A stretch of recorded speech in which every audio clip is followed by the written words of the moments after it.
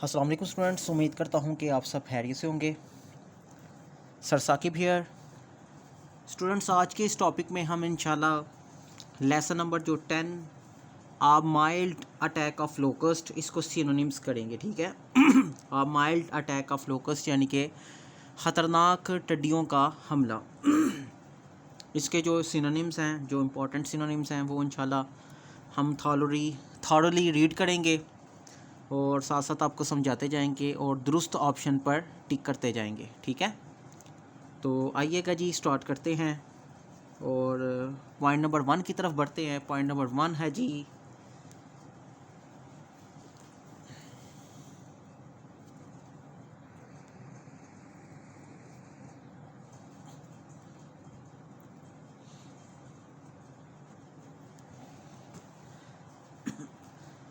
There were they were throwing wet leaves. Throwing का मतलब होता है फेंकना।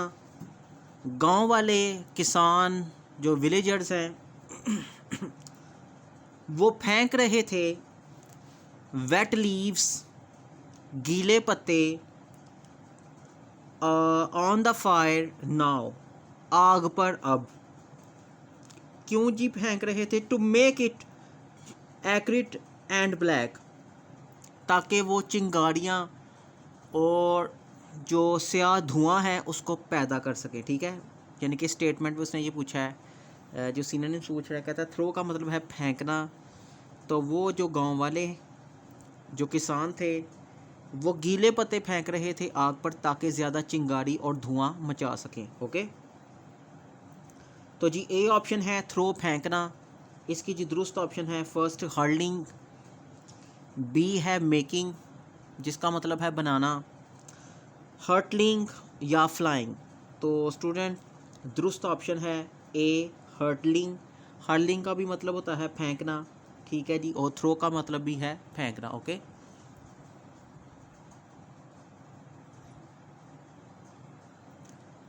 जी, इसलिए इसको क्या कर दिया हमने, टिक कर दिया। जी पॉइंट नंबर 2 की तरफ बढ़ते हैं स्टूडेंट्स।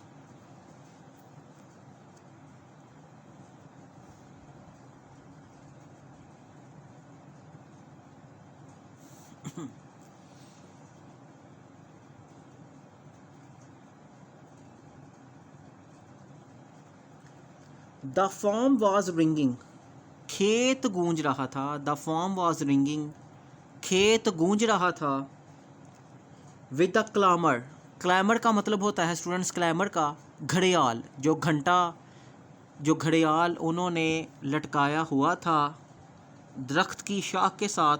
ठीक है जी, ताकि उसको बजाकर मुसीबत के वक्त सबको इकट्ठा कर लिया जाए। ओके, तो वो उसके बारे में जी पूछ रहा है, बता रहा है। क्लैमर कहता है खेत गूंज रहा था। विद द क्लैमर, वो घड़ियाल के साथ। एट द हिल्स, पहाड़ियों पर। एंड शाउटेड एक्साइटेडली, शाउट का मतलब होता है चिल्लाना, एक्साइटेडली कहते हैं स्टूडेंट्स पुरजोश तरीके से। ओके, फॉर्म वाज रिंगिंग, खेत गूंज रहा था घड़ियाल से पहाड़ियों पर, और पुरजोश तरीके से हर तरफ चीखो पुकार थी। तो एक्साइटेडली का मतलब होता है पुरजोश तरीके से। A option calmly. B option है जी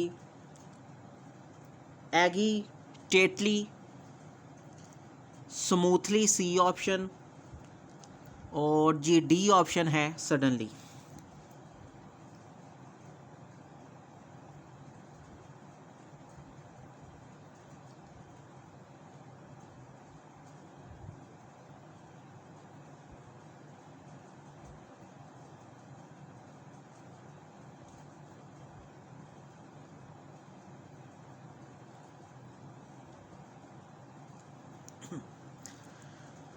एक्साइटेडली पुरजोश तरीके से।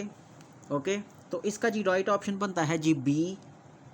बी है जी एगिटेटली, पुरजोश तरीके से। ठीक है, तो बोथ हैव सेम मीनिंग, इसके लिए हमने इसको टिक कर दिया। ओके, ये है जी हमारा दुरुस्त ऑप्शन। जी नेक्स्ट मूव करते हैं अगले पेज पर पॉइंट नंबर 3 की तरफ।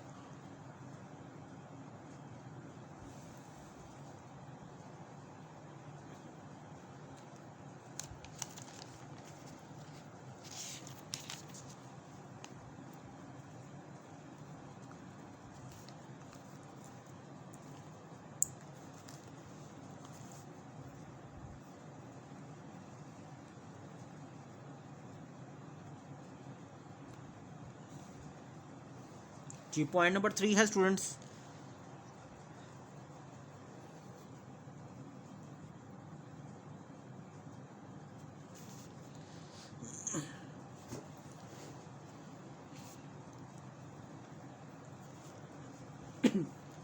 पिल्स ऑफ वुड, लकड़ियों का ढेर, पिल्स कहते हैं ढेर को।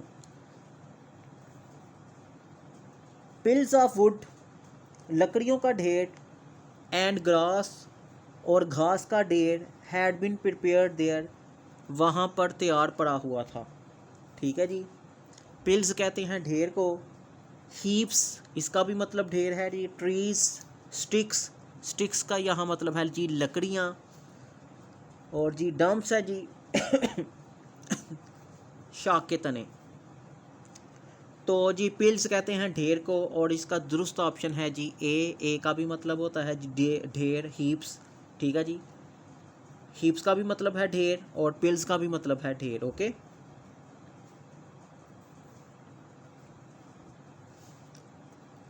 स्टूडेंट्स पॉइंट नंबर 4 की तरफ बढ़ते हैं। 4 पॉइंट जी, इसमें क्या स्टेटमेंट लिखी है?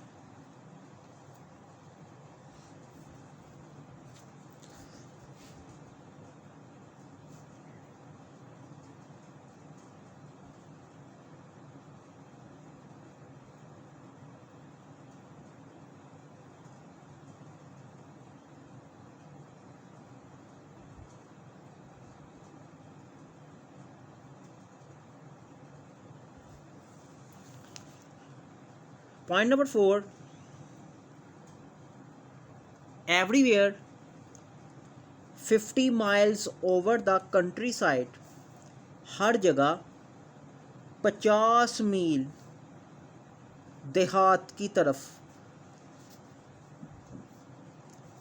तरफ से, द स्मोक वाज राइजिंग, धुआं उठ रहा था, from myriad of fires, myriad का मतलब होता है जी काउंटलेस, एंडलेस, या इसका जी सिंपल मतलब होता है जी ना ख़त्म होने वाला।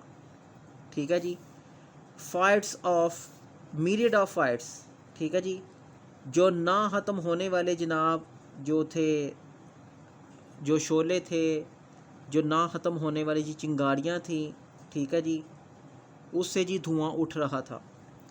तो जी ना ख़त्म होने वाला जी मीरियड का मतलब है जी ना ख़त्म होने वाला, और इसका जी दुरुस्त सिनोनिम है मल्टीट्यूड्स। ओके, ना ख़त्म होने वाला जी।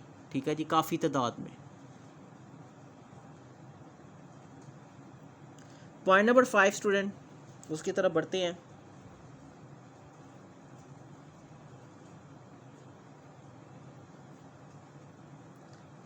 आ strange darkness, a strange darkness, एक अजीब अंधेरा, for the sun was blazing,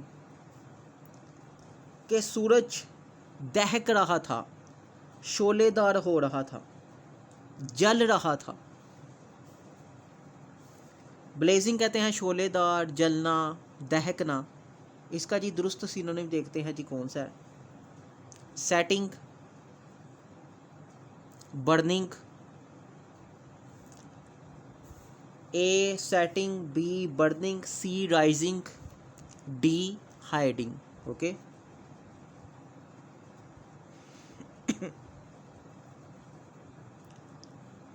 तो जी इसका दुरुस्त जो ऑप्शन है जी वो है बर्निंग, जलना। ओके, क्योंकि ब्लेजिंग का मतलब है जी शोलेदार होना, दहकना, भड़कना, जलना, तो इसका भी बर्निंग का भी यही सेम मतलब है, बोथ हैव सेम मीनिंग, इसलिए इसको हमने टिक कर दिया स्टूडेंट्स।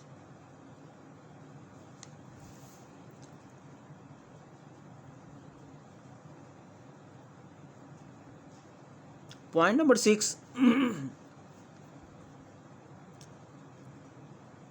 मार्गरेट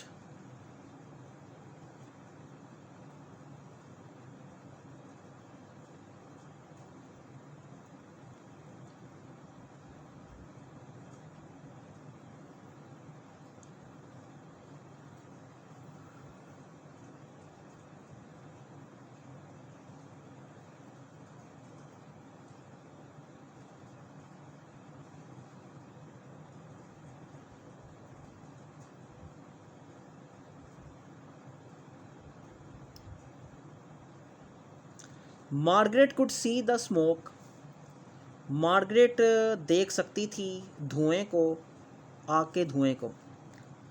मार्गरेट जी आग के धुएं को देख सकती थी। राइजिंग जो उठ रहा था, नमूदार हो रहा था। फ्रॉम ऑल अराउंड हर तरफ से।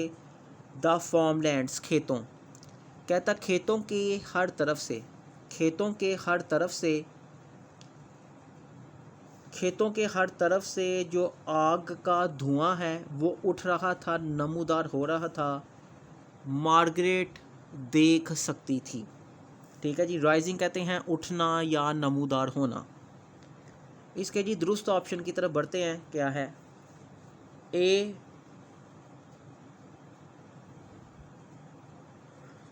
Dropping, A dropping, B changing, C evolving, D soaring. Soaring का मतलब है जी उठना, नमूदार होना, तो इस पर जी हमने टिक कर दिया क्योंकि दोनों का सेम मतलब है। ठीक है, राइजिंग का मतलब है उठना, नमूदार होना, और सोरिंग का भी यही मतलब है जी, नमूदार होना या उठना। ओके, नेक्स्ट पॉइंट की तरफ पढ़ते हैं students. Point number 7, there were 7 patch. ठीक है, देयर आर 7 पैच। पैच का मतलब होता है जी ज़मीन के टुकड़े। 7 ज़मीन के टुकड़े थे। ऑफ बैरिड सॉइल, बंजर मिट्टी के। येलो कलर एंड पिंक, जर्द रंग और पिंक रंग। ठीक है जी, 7 ज़मीन के टुकड़े थे, 7 पैच थे। आइएगा जी दुरुस्त ऑप्शन देखते हैं कौन से।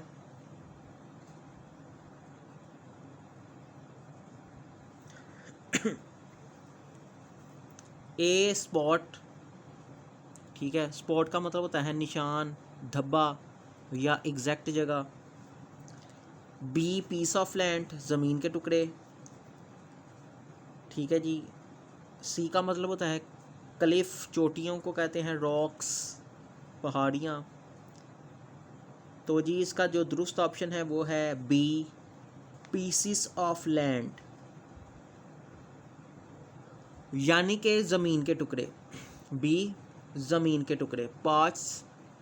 ठीक है जी, ज़मीन के टुकड़े पार्ट्स, और पीसीज ऑफ लैंड ज़मीन के टुकड़े। क्योंकि दोनों का मतलब स्टूडेंट्स सेम है, इसलिए हम बी का क्या कर देंगे, टिक कर देंगे। ओके, बी को हमने टिक कर दिया।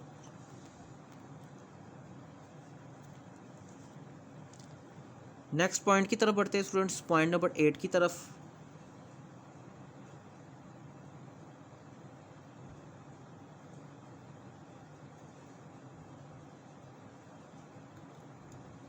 द सनलाइट कम्स डाउन, सूरज की रोशनी नीचे आती, distorted,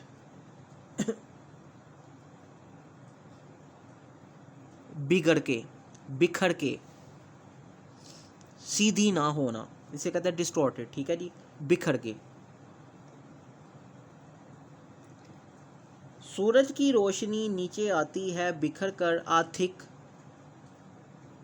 hot orange, orange colour की, गरम।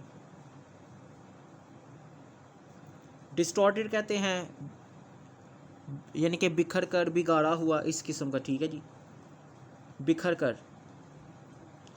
ए शॉवरिंग, बी डिफॉर्म्ड, सी शाइनिंग, और डी है डेस्ड। ठीक है, तो बिखर कर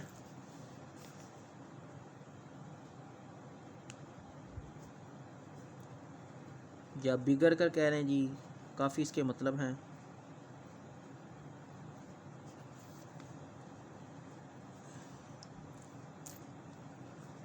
तो इसका जी दुरुस्त ऑप्शन स्टूडेंट्स बनती है डिफॉर्म। ठीक है, डिफॉर्म का भी यही मतलब है, बिखर कर। डिस्टॉर्टेड का भी मतलब यही होता है जी, बिखर कर। ठीक है, both have same meaning. Okay, तो ये बी ऑप्शन होगी। पॉइंट नंबर 9 स्टूडेंट्स, उसकी तरफ बढ़ते हैं।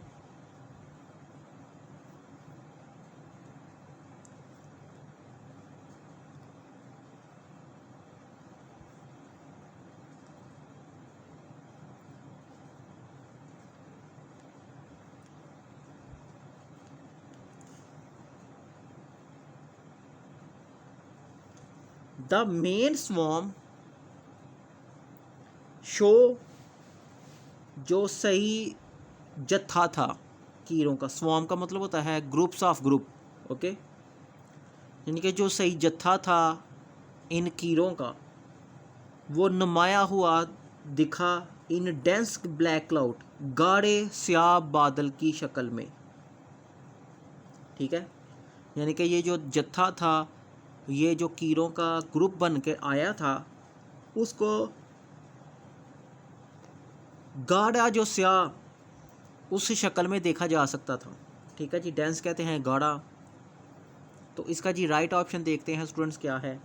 ए लाइट, बी डिम, सी थिक और डी है डर्टी। ठीक है जी, लाइट डेंस का मतलब चूंकि होता है जी गाढ़ा, लाइट कहते हैं रोशनी, हल्की रोशनी, डिम लाइट रोशनी, डिम हल्की रोशनी, थिक गाढ़ा और डी डर्टी यानी कि गंदा।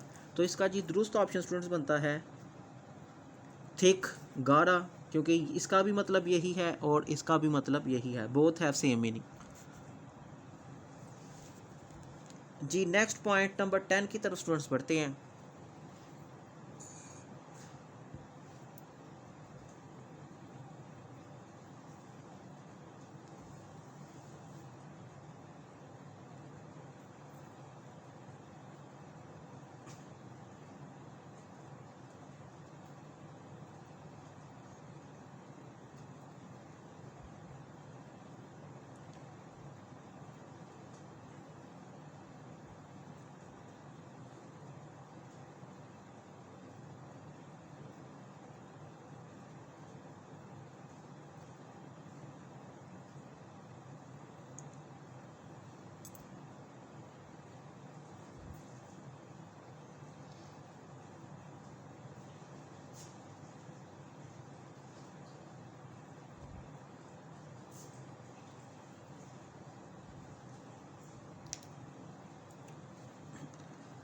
Point number 10 students, looking out, बाहर देखते हुए।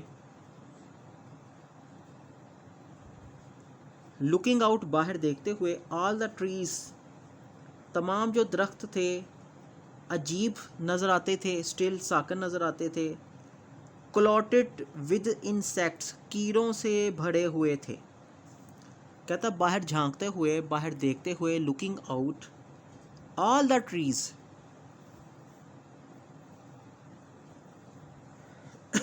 ऑल द ट्रीज, तमाम दरख्त,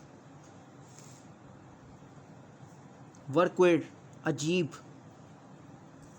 स्टिल, अजीब नज़र आते, स्टिल साकन नज़र आते, क्लॉटेड विद इंसेक्ट्स, ठीक है, कीड़ों के साथ भरे हुए थे। देयर बॉक्स, उनकी जो शाहें थी, वेटेड टू द ग्राउंड, वो वज़न से ज़मीन की तरफ झुकी हुई थी। बाहर झांकते हुए तमाम दरख्त अजीब और साकन नज़र आते थे, कीड़ों से भरे हुए थे। देयर बॉक्स, उनकी जो शाहें थी, वेटेड टू द ग्राउंड, वो वज़न से ज़मीन की तरफ झुकी हुई थी। ठीक है, तो जी क्लॉटेड का मतलब होता है भरे हुए। इसका जी दुरुस्त देखते हैं सिनोनिम कौन सा है। ए फुल, बी ब्लैंक, खाली, सी थिकन, थिकन का मतलब होता है जी भरा होना या ज़्यादा, बी कहते हैं ब्लॉटेड यानी कि मध्यम। तो क्लॉट का मतलब होता है स्टूडेंट्स भरे हुए, और सी का भी मतलब यही है, थिक एंड भरे हुए। ठीक है जी, क्लॉट का मतलब जी भरा होना और थिक एंड का मतलब भी क्या होता है, बड़ा होना। Okay, both have same meaning, क्योंकि दोनों का मतलब सेम है, इसलिए हमने सी को क्या कर दिया, टिक कर दिया, क्योंकि सी है दुरुस्त जवाब। नेक्स्ट पॉइंट की तरफ स्टूडेंट्स बढ़ते हैं।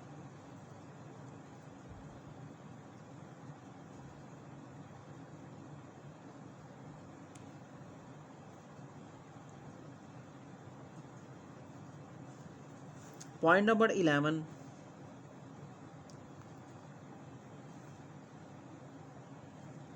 now there was a long low could advancing rust colored still swelling forward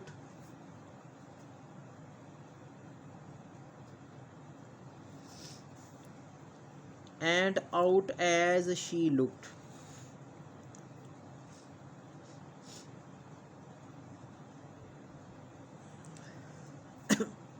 now there was a long, अब जी एक लंबी कितार, लो एडवांसिंग कहते हैं आगे बढ़ते हुए।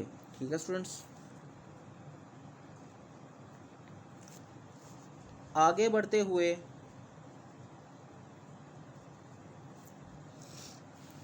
अब थी एक लंबी, लो कुछ एडवांसिंग आगे बढ़ते हुए, जी कतार, रस्ट कलर स्टिल जंग आलूद रंग अभी तक था, स्वेलिंग फॉरवर्ड ढेर आगे बढ़ गया, आउट एज शी लुक्ड और बाहर वो देख सकती थी, यानी कि मार्गरेट की बात कर रहा है।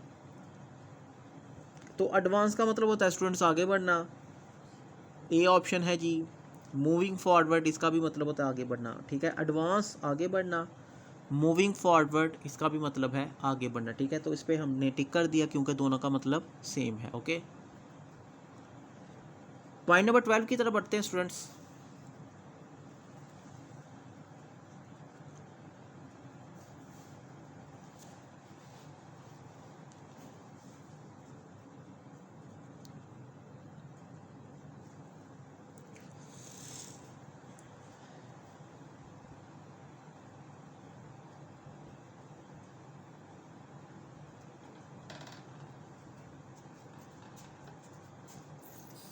Point number 12, the sun was blotted, सूरज मध्यम था। ब्लॉट का मतलब होता है मध्यम। ठीक है, सूरज मध्यम था, with the fresh on rush of them. ठीक है, सूरज मध्यम हो गया किसकी वजह से जी, जी मध्यम हो गया, fresh on rush of them, जो टडियों का ज़्यादा ग्रुप उमड़ रहा था, आ रहा था, उससे सूरज की रोशनी, सूरज मध्यम हो गया, यानी कि सूरज की जो रोशनी है वो वाज़िया ज़मीन पर पड़ नहीं सकती थी, इतना ज़्यादा उनका रश था, उमड़ रहा था उनका रश। तो उस मुतल्लिक जो से ना उसने MCQ पूछा है। ए विंड हवा, बी एयर हवा, स्ट्रीम सी ऑप्शन, और डी है जी सर्ज।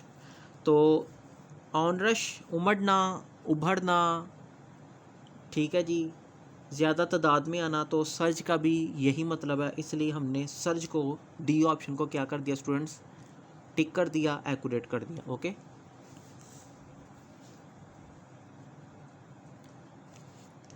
पॉइंट नंबर 13 की तरफ स्टूडेंट्स बढ़ते हैं।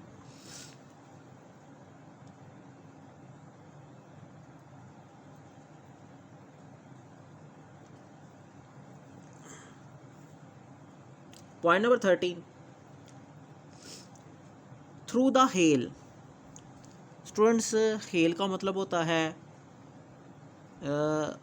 ओलाबाड़ी, सालाबाड़ी, ठीक है जी, भड़मार, ठीक है जी, पत्थरों की बारिश, काफ़ी इसके जो जी मतलब हो सकते हैं।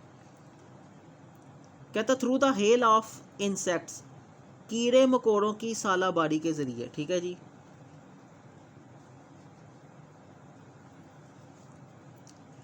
कीड़ों की जो टड्डी दल थे, जो टड्डियों की सालाबारी के ज़रिए, यानी कि उनकी जो भरमार थी जो आसमान से ज़मीन की तरफ आ रही थी, कहता उसकी जो टिड्डियों की हेल थी उसके ज़रिए आ मैन केम, एक आदमी भागते हुए आया। आ मैन केम रनिंग, एक आदमी भागते हुए आया। यानी कि जो बारिश हो रही थी, जो कीड़ों की बारिश हो रही थी, सालाबारी हो रही थी, उसके ज़रिए एक आदमी भागते हुए आया। कहाँ से? खेतों से। ठीक है, तो हेल कहते हैं जी अलार्म, एजुस, बी बॉडी, सी क्लम्प और डी है slit.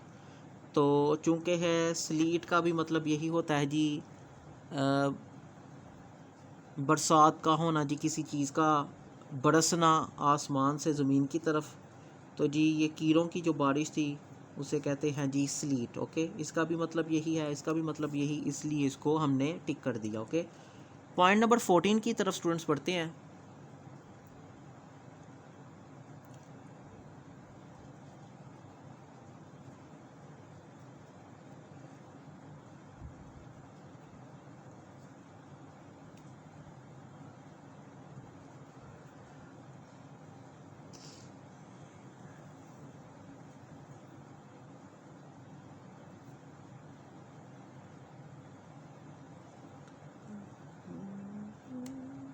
Point number 14, looking out, बाहर देखते हुए, all the trees were queer, सभी दरख्त अजीब अनोखे दिखते थे, एंड स्टिल ओट्स के साकन थे, क्लॉटेड विद इंसेक्ट, कीड़ों से भरे हुए थे, देयर बोक्स, दरख्तों की जो शाखें थी, वेटेड टू द ग्राउंड, वो ज़मीन की तरफ झुकी हुई थी। ठीक है जी।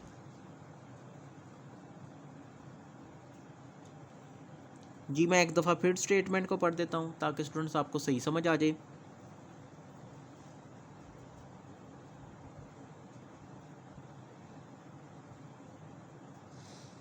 लुकिंग आउट, बाहर देखते हुए, ऑल द ट्रीज, बाहर देखते हुए जो तमाम दरख्त थे। लुकिंग आउट, बाहर देखते हुए जो तमाम दरख्त थे वो क्विड दिखते थे, यानी कि अजीब थे, स्टिल साकन थे, क्लॉटेड विद इंसेक्ट, जी कीड़ों से भरे हुए थे, देयर बोग्स, उनकी जो शाखें थी, वेटेड टू द ग्राउंड, वो ज़मीन की तरफ झुकी हुई थी। तो ए जी यूज़ है मिस्टीरियस। ठीक है जी, मिस्टीरियस कहते हैं जी हैरानो परेशान। बी कहते हैं ऑड, ऑड का मतलब होता है अनोखा। ओके, ए मिस्टीरियस, हैरानो परेशान। बी ऑड, ऑड का मतलब होता है अनोखा। सी अट्रैक्टिव, अट्रैक्टिव का मतलब है जी दिलकश। और डी है जी वर्डेंट। तो जी क्विड का मतलब भी होता है जी क्विड, क्विड यानी कि अजीब अनोखा, और बी का भी यही मतलब है। ऑड, ऑड का भी मतलब है जी अनोखा। ओके, तो इसलिए हम बी जो ऑप्शन है उसको दुरुस्त कर देंगे। ठीक है, क्योंकि ऑड और क्विड दोनों का मतलब है अजीब और अनोखा, सेम है जी। जी पॉइंट नंबर 15 की तरफ स्टूडेंट्स चलते हैं। पॉइंट नंबर 15 की तरफ।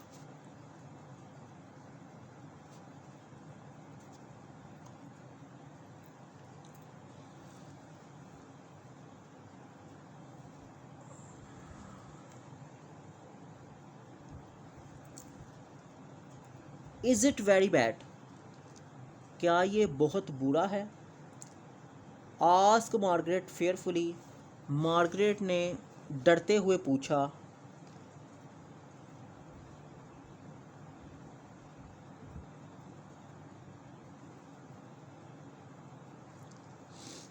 एंड द मैन सेड, और आदमी ने कहा, इम्पैथेटिकली, वी आर फिनिश्ड। और आदमी ने कहा फौरी तौर पर, वी आर फिनिश, हम ख़त्म हो गए। तो इसका जी प्रॉपरली दुरुस्त ऑप्शन है। Last point, point number 16 students.